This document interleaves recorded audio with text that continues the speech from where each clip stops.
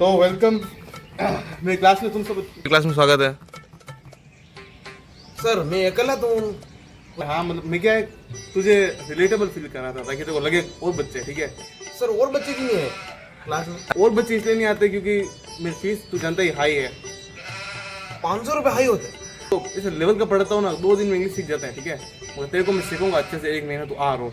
अच्छा 1 महीने में सिखा दोगा? हाँ, इंग्लिश का कोई क्वेश्चन हो तो पूछ लेते, डाउट हो, उसके बाद में पढ़ाना शुरू करता हूँ, ठीक है। तो हिसाब से पूछ ले, क्योंकि इस सिटी में मेरे से बड़ा कोई टीचर मिल जाता है इंग्लिश का, तो मेरा नाम बदल देना तो।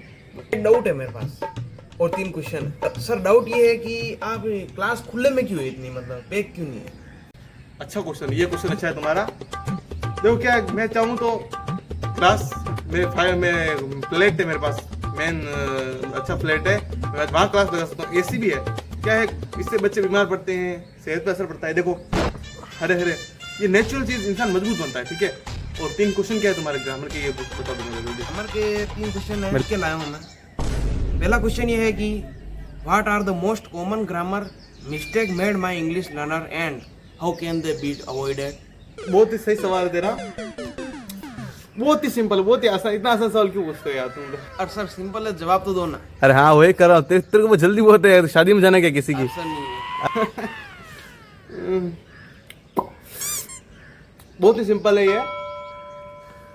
फिर गर्मी नहीं लग रही? सर अच्छी हवा तो चल रही है, कहाँ गर्मी लगी?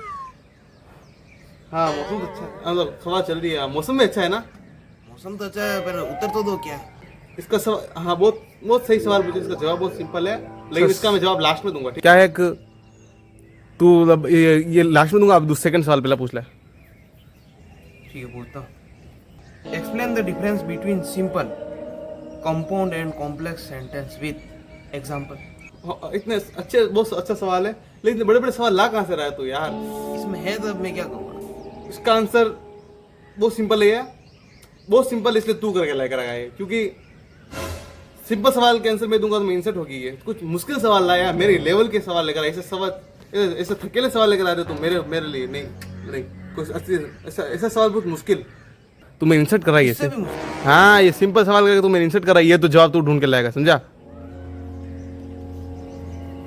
अच्छा ठीक है, एक और पूछ लेता हूँ आपके लिए।